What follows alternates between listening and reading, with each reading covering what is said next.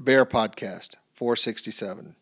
It involves showing of more fur. There's nothing like making a pig bottom squeal than using bacon lube. Village there full of gays. Hey, all you bears! Okay, I just saw this on Facebook today. I think he's closeted. You think he's just closeted? And I got my ass chewed out by everything.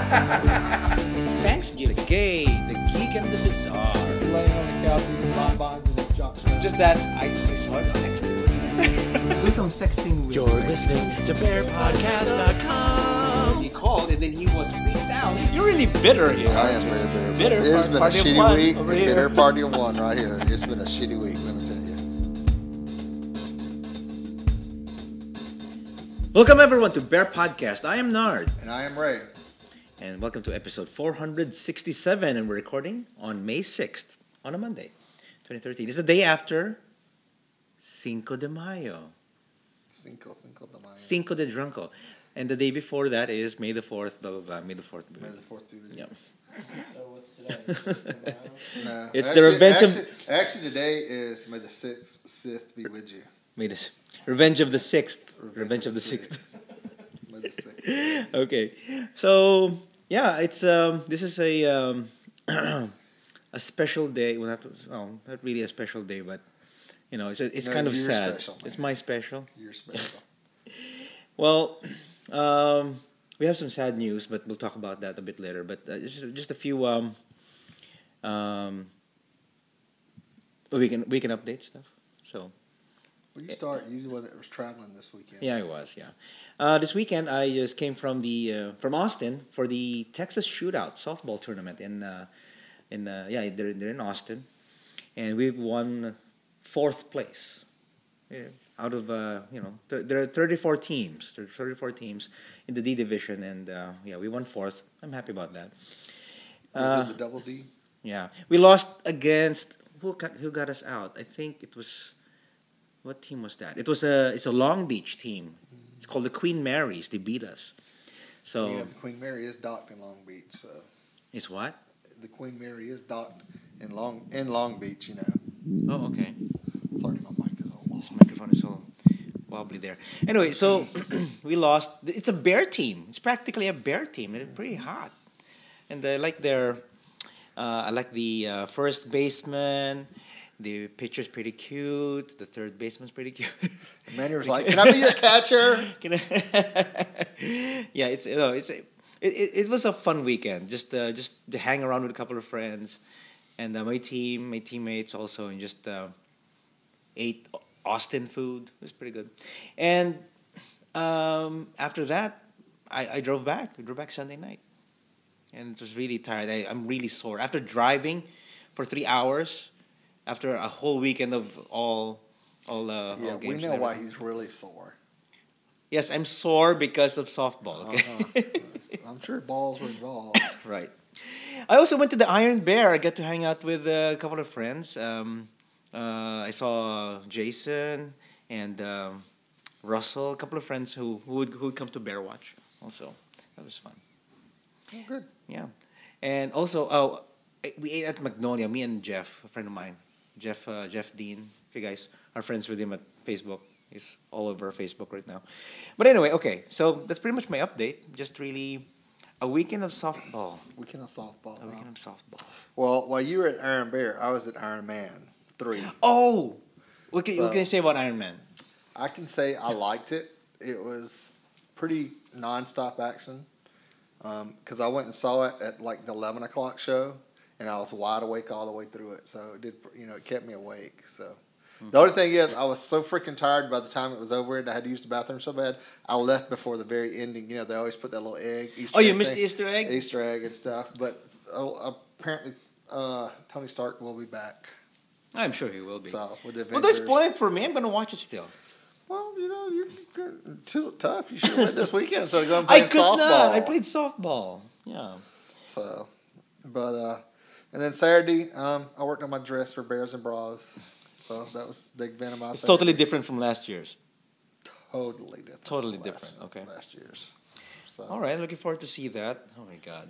So, are you working on your dress? I'm not. I don't think I'll be doing Bears and Bras this year. I think you should. You should already. You still have your dress from last year. You can just do a different number. Different hair. Different hair, different number. Different hair, different number, same dress. Okay. So. All right. Well, I don't know. I don't think Had the so. beer bus yesterday. The Bears beer burst. Which Dave took a bunch of pictures. And Dave, thank you for dinner tonight. Thank you for dinner. He cooked some Greek us. food. Sorry, I messed up the interview with all the crashing into it. That's okay. We ate good. We ate good. We'll forgive you. So, what else happened? Oh, okay. So, Beer Bust was yesterday. And it was, the pictures also are from Dave. So, thanks again, Dave, for the pictures. Sure. Okay. All right. So, something, like I said in the top of the show, we have some, an incident, or I should say something tragic that happened this weekend. And many of our friends who are also on Facebook already know about it. Our friend Tony Stegall passed away, and we dedicate this show to his memory. And Tony Stegall, I met him many years ago when it was Houston area Bears, and I met him through there. He was one of the triad at some point, and he also, he's just in every event that I would go to, and he was there during our wedding. My wedding reception, he was there, and he also did our makeup from last year's Bears and Bras.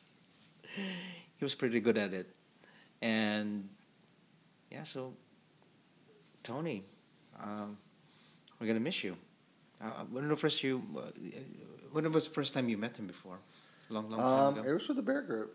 I think you came and joined. It was at one of the meetings when we were still at Biba's. So, and then of course we were on the triad together. So we've known each other for many years, 7-8 years now. So I think that's about right. Yeah, 7 or 8 years. So it's really sad. You won't go. We're not gonna go into details or anything, but Tony, wherever you are, you're loved. You're somebody we cherish as our friend, and we're gonna miss you. A poem by Mark Hardy for Tony Stegall. The brain is the source and the sum of the self. The heart is a poet, full of sonnets and fluff. The eyes are a window, though often tinted still show what's hidden inside, deep inside of our souls.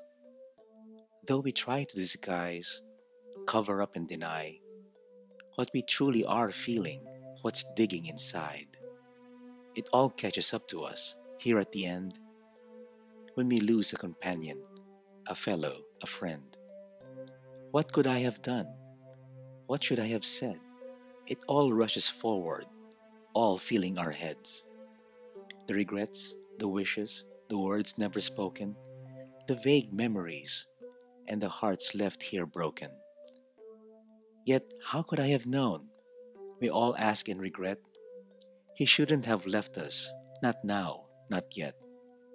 But then, it was not our decision to make, though we each have our questions all left in the wake. We must remember that we each have our own path to follow, all filled with adventure, heartache, and sorrow. Though some choose to end their journey so soon, I will continue with mine while remembering you.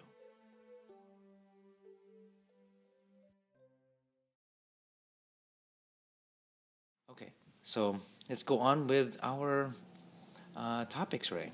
So, well, our topic this week is Star Trek. Oh, okay. So, in pertaining to Star Trek, Kind of nerdy. All right. It's very nerdy, but Michael Dorn confirms he is working on a Star Trek Captain Worf TV series. It's a TV series? I thought it's just a movie. No, it's a TV series. They're thinking about bringing him back to the little screen, or in most of our cases that are geeks and nerds at the big screen in our houses. So, which I think is a great idea. But here's the story from ScreenRant.com. Geek favorites Brian Fuller and Bryan Singer had been forthcoming about the hopes for bringing Star Trek back to the small screen after the release of J.J. Abrams' exclusive sequel to his Trek movie reboot next summer. However, it turns out those two aren't the only ones with big dreams about a new TV series set in a sci-fi universe. Michael Dorn is also taking steps to reprise his signature Trek role on a spin-off tentatively titled Star Trek Captain Worf. Would it be too old for it already? I don't know. He's older. He's probably in his 50s now, but with all the makeup, you can't tell. I guess. So, I mean, once you get all that makeup and stuff on, because he does the Dodge commercial. He's the guy they bring back from the future. Oh, okay. To design the car and stuff, which I thought was kind of funny. So, Michael Dorn. So, Worf, son of Mog, and of course, is the first Klingon main character on Star Trek TV, the series. He appeared on The Next Generation throughout its 7-season run, then became a Deep Space Nine regular for its last 4 seasons. Dorn portrayed Worf in all 4 Next Generation films. In addition, he played Worf's grandfather, Colonel Worf, in Star Trek IV, The Undiscovered Country. Rumors and reports about a prospective Worf spinoff began circulating earlier this year, which, perhaps not so coincidentally, marks the 25th anniversary of The Next Generation, which is why we did the Trek thing. We watched the Star Trek Next Generation So, by Fathom Events. Yeah. Trek News caught up with recently with Dorn, who gave them the following exclusive scoop on the project. Okay, what did it say? I had come up with the idea because I love Worf, and I think he's a character that hasn't been fully developed and hasn't been fully realized. Once I started thinking about it, it became obvious to me that I wanted to be at least put it out there, which I have, and the response has been pretty amazing. We've been contacted by different individuals, I can't say who, and all that about wanting to come on board and be part of this. Deep Space Nine concluded with Worf being made Federation ambassador to the Klingon homeworld.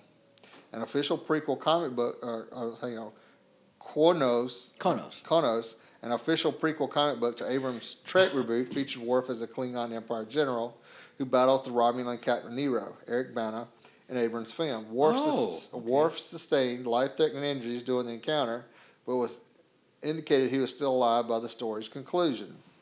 However, the overlap between the events on Deep Space Nine and Star Trek film continuity has always been kind of fuzzy. Hence, it stands to reason that could also hold true for a Worf spinoff in the post-reboot movies. Dorn's in the same boat of uncertainty as Fuller and Singer when it comes to how his plans are affected by Abrams' films. As he put it, there's all the political stuff going on with the new movies, which J.J. Abrams and Paramount and all that stuff, which I have no clue about and what it enthralls, but that's where it is right now. So they put the thought out there, some people are interested, and we'll see where it goes. So it is a good concept. Yeah, it is, but I can't imagine him on Defiant, probably sitting down. Well, I don't think it'd be a... He's going to be the captain, so... Well, I don't think he might not necessarily be a captain of a ship. I mean, they might go with the whole ambassador thing to the Klingon Empire, and it's all about being Klingon and delving more into that world and their relations with everything. So it could be quite interesting. Sorry, guys, we're geeking out on Star Trek right now, but we are excited. So close to the 17th. 17th. Okay, are you planning to watch the next Star Trek on the Wednesday, or are you gonna wait until Sunday? If it's opening Wednesday night, I will probably go see it Wednesday night. Okay, I'll probably do that. I hadn't looked at the thing to see because I don't think they will post it until after this Wednesday because they only usually list 7 days out, and everything else after that's tentative. So we'll see. Okay. So. All right. So we're talking about the 17th. What's going to happen on the 17th besides Star Trek? On the 17th, Bearwatch 14 happens on May 17th to the 19th in Galveston, Texas. There are still there's about 15 spots left. So if you want to go to www.bearwatch.net and get registered.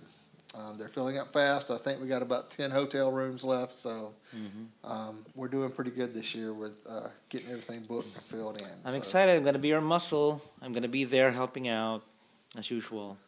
But then, like I said, like what happens every year, I have to miss everything on Sunday noon because I have softball.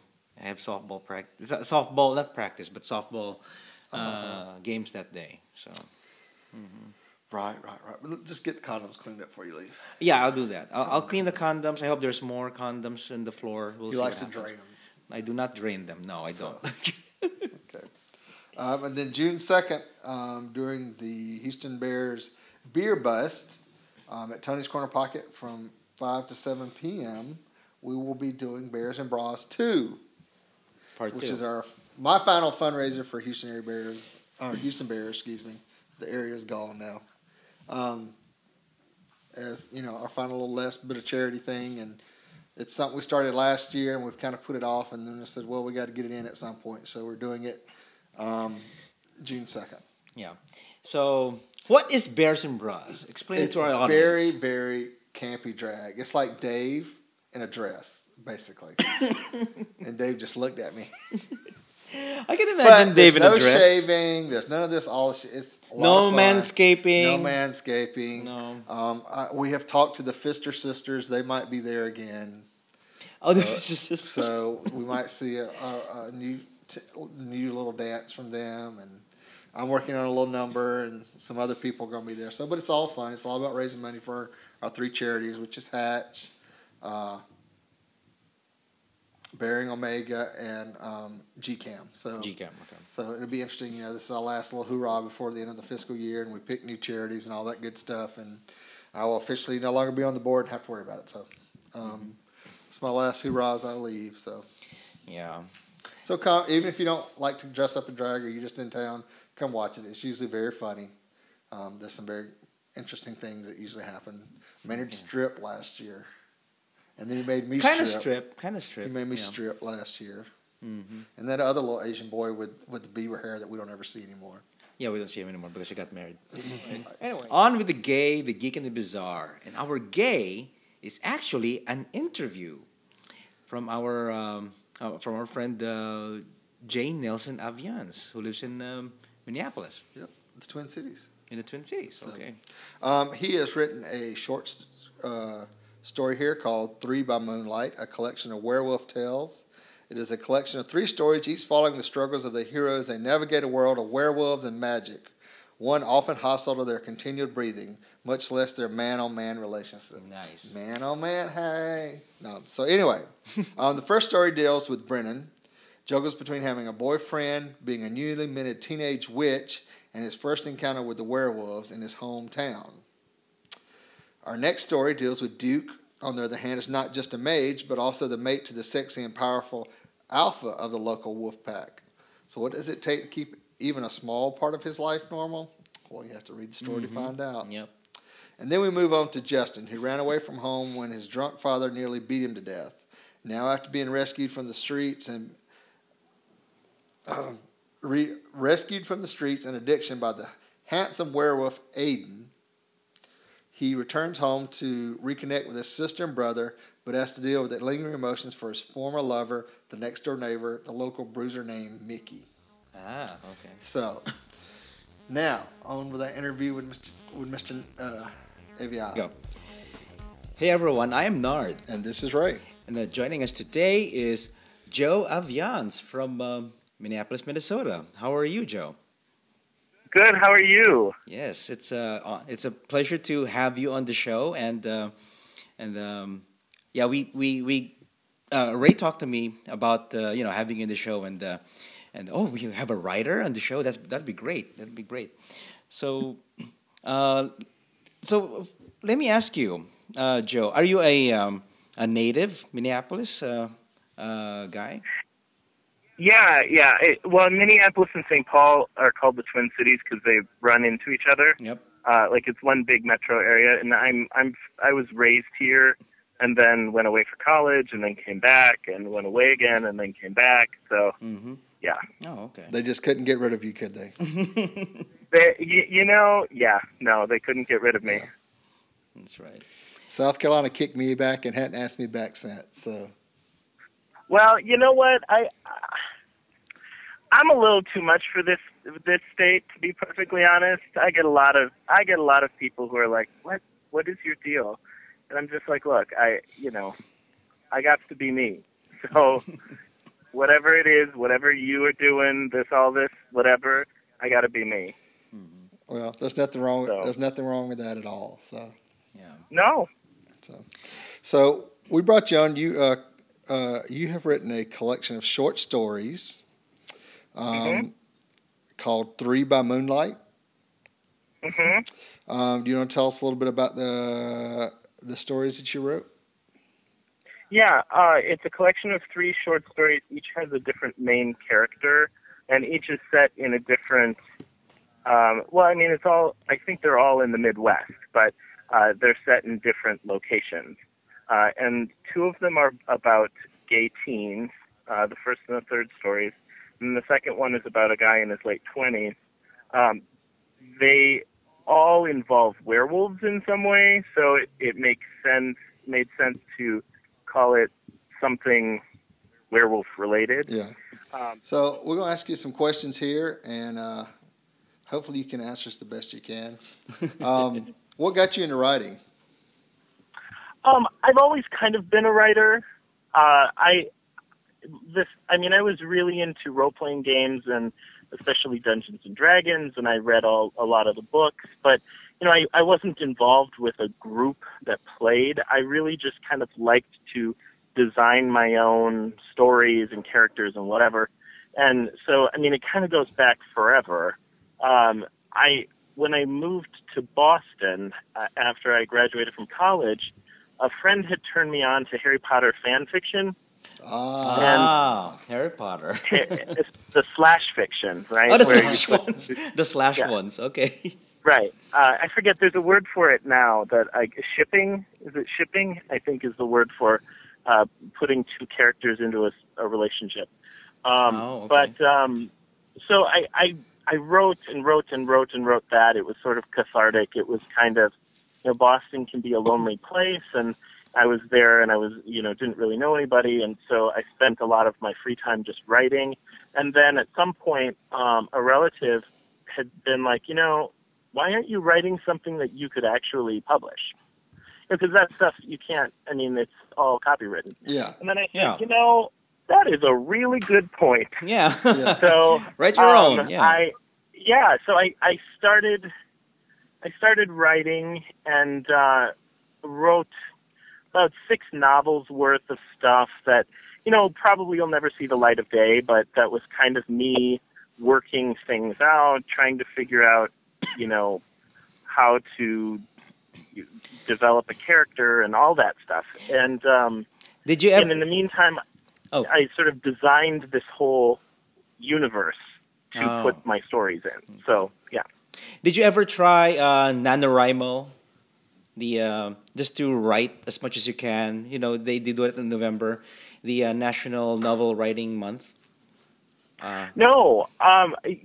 No. No, you didn't. I've been. It was just sort of a free time obsession. Okay, that's good. And I didn't really even try. I had no intention of. Well, I don't know if I had no intention, but I didn't try to publish anything, and I didn't really pursue it more seriously until much more recently.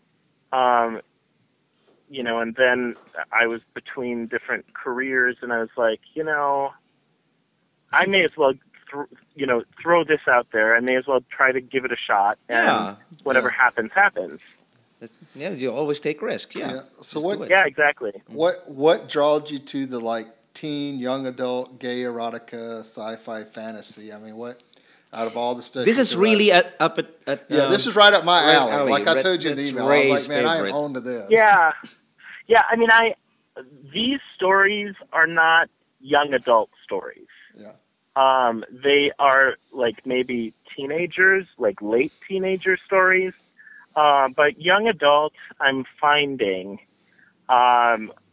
it is kind of really for tweens, and then there's middle grade, which is more older than tweens. So it's definitely not. It's not written for young people. Yeah. Although, if some 14, 15, 16-year-old gay kid wants to, needs some positive, needs some sort of positive images of gay men, not, gay men being normal and or I mean, normal when werewolves are involved. But you know, like if they're looking for something, and it's, you know, when I was a kid, all we had was Am I Blue, you know, and so if they're looking for something, there are 2 teen stories in here that they may empathize with, or that they may you know, really get into.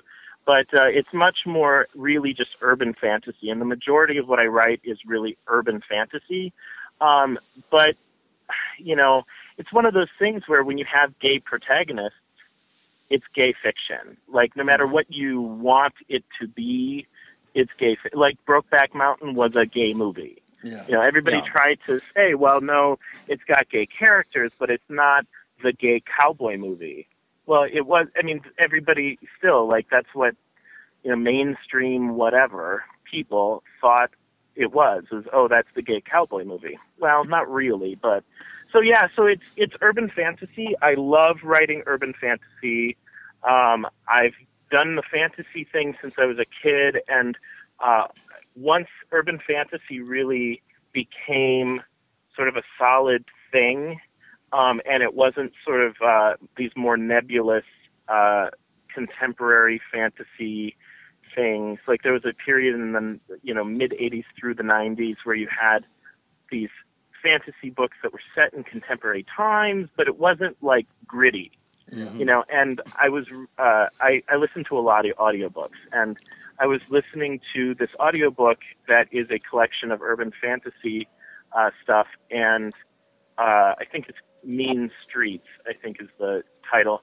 And in the introduction, one of the editors had written, this isn't fantasy, like Lord of the Rings fantasy only set in modern times. What this really is a merger of horror books and books. Okay. Horror. All right.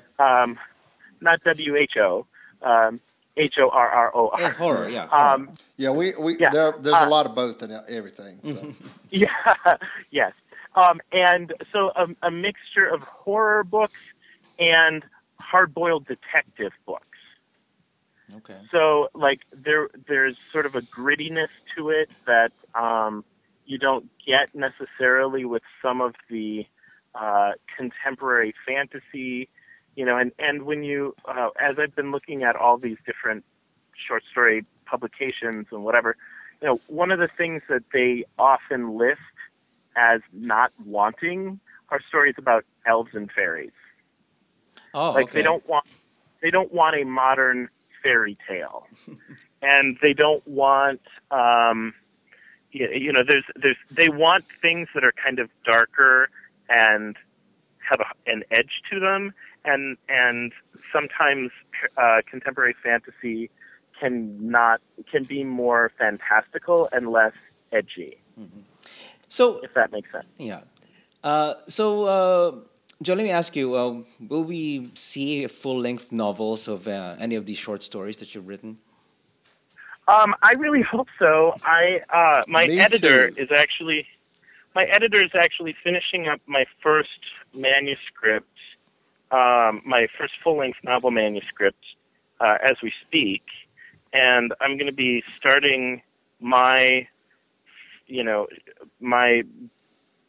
part of the revision process mid-May, so in another week or two. Oh, okay. And that one's about Duke, and in fact, that one is the first story about Duke. Mm-hmm. That's where you see him kind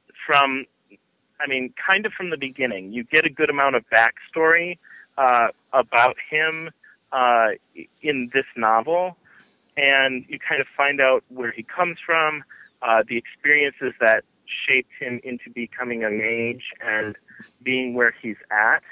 And that's where he meets Aelf and the werewolf alpha, except at that time he's not an alpha, and there is no Twin Cities Pact. Twin Cities Pact. So it sounds like it was set there in the Twin Cities. So yeah, it is, I guess. Yeah. Yeah, it's set in the Twin Cities. Oh, okay. Like and it's that middle story, basically. The middle story actually takes place after what I already have written, but have yet to work on with my editor. I've got almost a full second novel written, and of him, and this takes place like well after that beginning story. But this is where the novel will be where that first happens, and like you get a lot about. You kind of see the full gamut of the supernatural world. Okay. Because the novel involves vampires. It's got the Seelie and Unseelie fairy courts. It's got Fairy courts. Okay. the Dan and She, which is Irish mythology, which is separate from the fairy courts and the sort of the more elemental fae, and you see a lot. Okay. So yes. So let me ask you about the title. It's Three By Moonlight, and a collection of werewolf tales. It's really werewolf tales, but the main character is actually a witch. Well, no, there's The first book. The first one. The first Yeah. book. The first book. Because werewolves were the unifying element of all three, it made sense to make to put a title on it, the book, that reflected that unifying thing, that unifying element. So, all three involve werewolves, even though, in all three, they are sort of secondary characters and not the actual main character. Actually, I've been I started reading the first book, and I'm enjoying it, and it's interesting because the conversation it's a gay character, it's a gay witch, and I like how it started. Yeah. So I think there should be more sex scenes between him and the boyfriend, but I'm sure that's coming in the full-length novel. So. Wait, that's right. Do you plan it to be erotic? No, not. Would it be erotic? I mean, are you planning to do that in the future? No, you know what? A lot of these had. I had a lot more erotic stuff in previous versions of, not of the teen stories, but of Duke in some of the Duke's stories. Okay. But then it becomes a different genre. Yeah. You know what I mean? Okay. I mean, even if you're going to keep it sort of still try to identify it as urban fantasy, all of a sudden it becomes the sub genre of paranormal romance. Yeah. Yeah. And that it changes the focus of what the stories are about, and all of a sudden it's not. All of a sudden it really is all about this, about the romantic element and the sexual element, and all probably building up to some big sex scene at the end of the story, instead of being about other things. Like, instead of being sort of more about their experience with the world around them. Okay. Interesting. So where I mean, it's not that I don't love, a good, some hot and steamy romance stuff, especially hot and steamy with gay characters. And I have plenty of books of those by other authors that I've read. Well, some of the references with Duke and his partner, it seemed like it could get pretty steamy. Yeah, I mean, so that's what you're looking for, Ray, aren't you? Well, yeah, the thing with Duke and Aelf, I mean, in the stories, in the fuller books, there will be love scenes, because that's that's part of our real life experience, and I don't want to shy away from that just because it might make people uncomfortable, like that it might make an prospective readers uncomfortable. Yeah, because you did say that you are targeting kind of an older audience in this one, right? Yeah. I mean, I'm anybody that's 16 or up should be able to be fine with these books. Okay. It's just I'm not writing for 12-year-olds. Yeah. You know what I mean? Yeah. And so, but like, I don't. The thing about the reason why I have gone into writing more seriously is because I don't see characters that really reflect my experience. Oh, okay. You know what I mean? Well, Like I don't. There are almost no mainstream published novels that have gay main characters, except for a handful, and then there's one or two that have secondary characters. But you know, I want to make sure that I'm as honest as possible with the way that these characters, with the experiences these characters have, and their reaction to those experiences. yeah. Oh, okay. Well, it seems like to me all the stories I've read online are all written by women. Well, and Yeah, right. Yeah. I mean, all some the of one. them are female. I will say this: some of those are female pen names of male writers. Okay. Oh, that's right. That's right. Not all of them, and maybe even the vast majority of them are women. But there are men who write as in the romance style or whatever that are using female pen names. Yeah. There are, and the reason why urban fantasy has become such a huge seller, I think, is in large part because of paranormal romance being lumped in with urban fantasy. Yeah. So you have what, are essentially either urban fantasy books that kind of are really more romance, or you have romance books that really that have a paranormal element to it, and it all kind of gets lumped together. So you see a lot of female writers, which is great, but that's in part because so many of them, I think, are writing books that are more on the romantic end. Yeah. Yeah, that's right. So and yeah. where? Can, back to Duke and Aelf. The thing is that, so they're the same thing as Justin and Aiden. They're like soulmates. Yeah. And Soulmates. it's this Oh, right. thing where they get they're so attuned to each other, and it's this thing where like every kiss is like fireworks and explosions. Like you and Mike, man. Like you and Mike. Right. It's like basically they are in love and all that, but like the physical interaction never gets stale. Yeah. Like it's never bad and it never gets stale. It's always, really intense and mind blowing. Always. So that's the thing with them.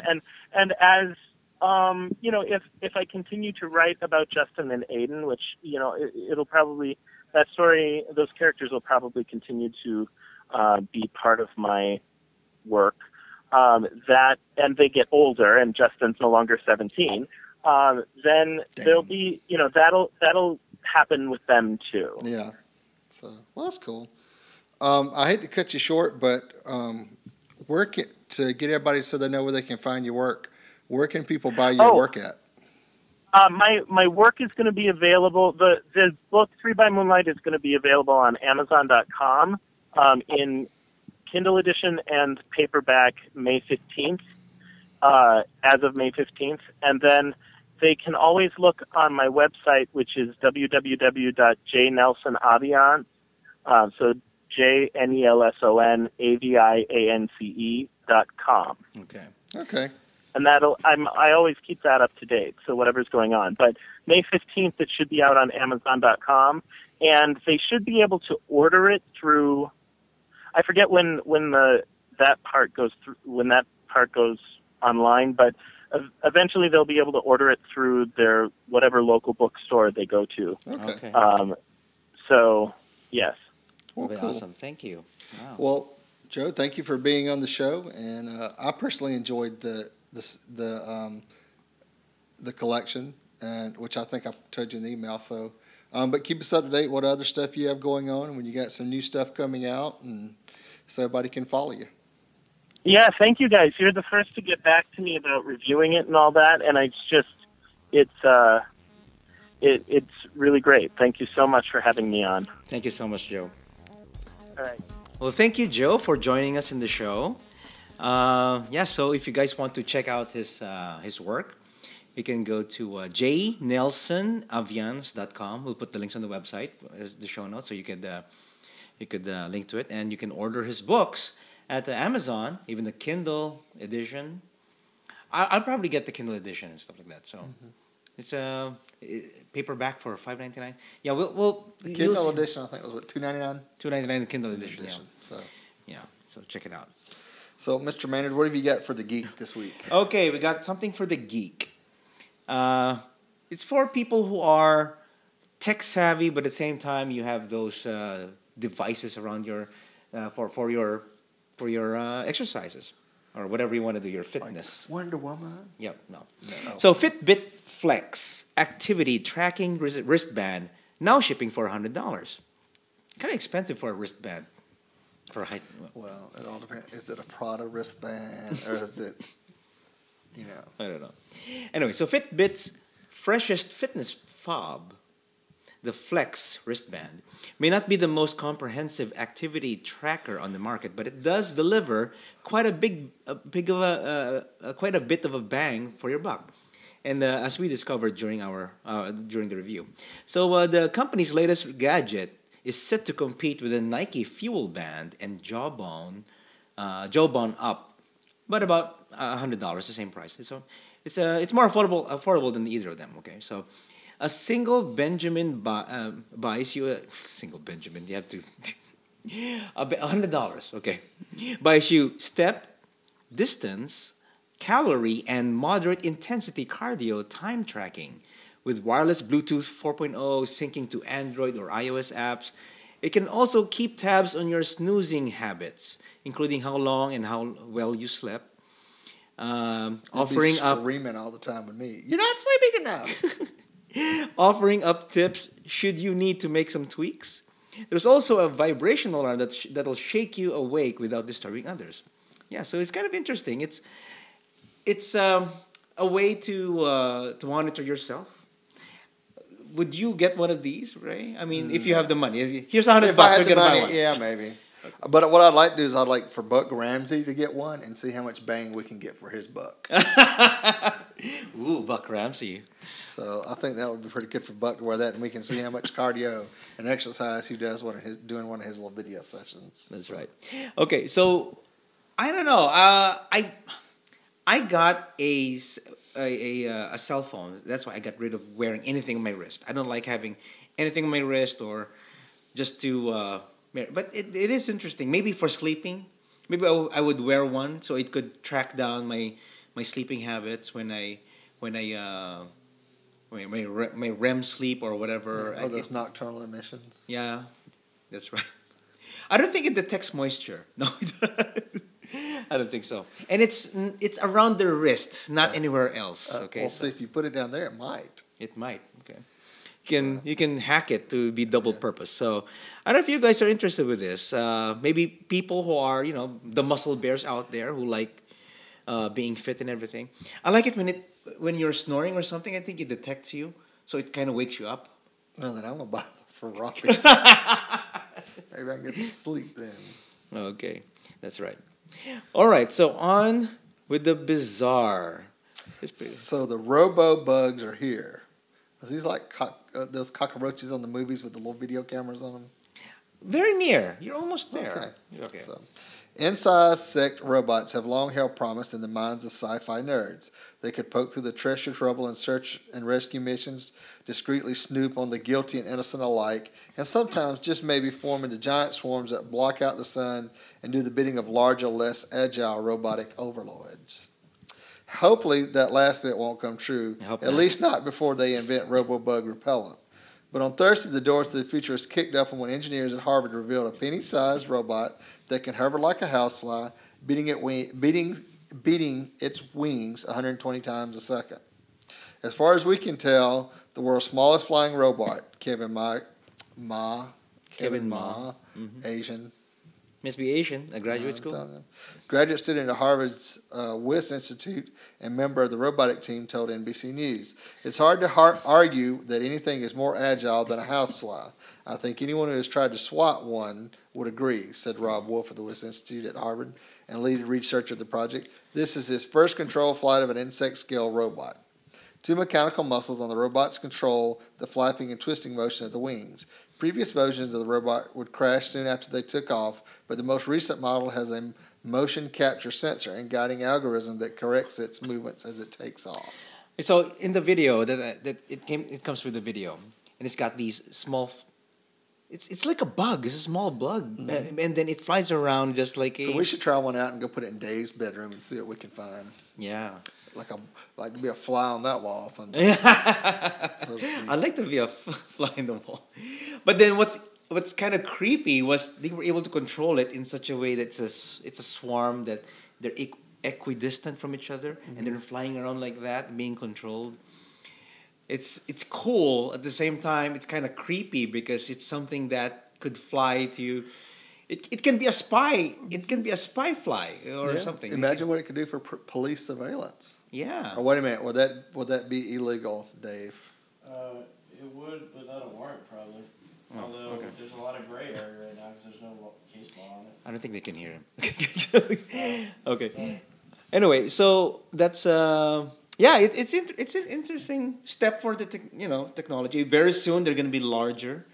Can you imagine these small bugs being controlled like that, and then they could make something bigger, and maybe at one point they would take over the world?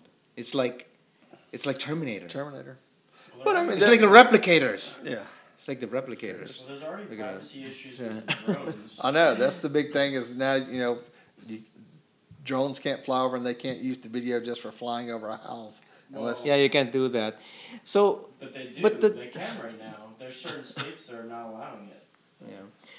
Anyway, so yeah, it's But it'd be interesting if they can make them bigger and more agile and more sensitive, so they can do tasks like. Could you imagine sending a bunch of these robotic machines out to pick peaches or apples out of a field? Oh, that's right. So that will get kids out of the job. Usually there are kids who just don't you get some kind of 5 cents for each pound or something like that. Something like that. But imagine just swarming them, going out there and picking the apples and peaches and whatever, bringing them back, or maybe setting them out to exploring the Amazon and see what they can find till some big lizard eats them by mistake, or anaconda jumps up. So. Anyway, this is interesting technology. We'll see what happens in the future with it. You can use it for years in the CIA. Yeah, I'm sure. Okay, so I'm let's. sure what this is just something that's they've leaked out and they're letting them do it. So I'm sure what we got in real life, practical, is you wouldn't even be able to tell the difference anymore. Yeah, probably. All right, so I guess we can close the show. But before that, we have some shout-outs. Shout-outs. We got a happy birthday to JB in Chicago. Happy birthday, Jay. Hey, Jay. He was in Drenchford with us. So. Devin, send me my pen. My button, excuse me. To John R., Phil, Lyle, Phil L., and Mark E.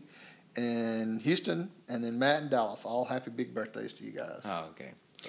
Also, shout out to Matt in Kingwood, Texas. So I just want to say hi, and it's just he tried out the show. He said that I should after listening to the show I should take a shower because or go to church or something. Well, he said you were too gay, man. Really? Yeah, it was too gay. It was too gay. No, he said you were too gay. I was too gay? No, you were. No, the show was gay. Or you were gay. Yeah. We both were. I don't know. Maybe it was me. Maybe. Girl, I ain't gay. You're just very good. What? All right. You're just now comes the fun part. If you want to talk to us, you can call the show and leave us a voicemail message, and we can play it on the show, which we love to do. We love to get feedback from our listeners. That's right. And to do that, you can dial 206-222-2327. That's 206-222-BEAR. Call us and leave us a voice message, and we'll play it on the show, as long as it's not too vulgar. So It can be vulgar. yeah, It's but, okay. well, a little bit, yeah. Just don't go crazy. Just don't go crazy. Don't go crazy. Also, send your emails to show@bearpodcast.com. And follow us on Facebook and Twitter. And go to and subscribe also. YouTube and Vimeo. And go to the official website at bearpodcast.com. Thank you everyone for watching and listening. And we'll catch you guys on the next episode of Bear Podcast. And we'll send many hugs. Woof, what a bear. Podcast your ass. Woof, what a bear. Woof, what a bear. Podcast your ass. Woof, what a bear. Woof, what a bear.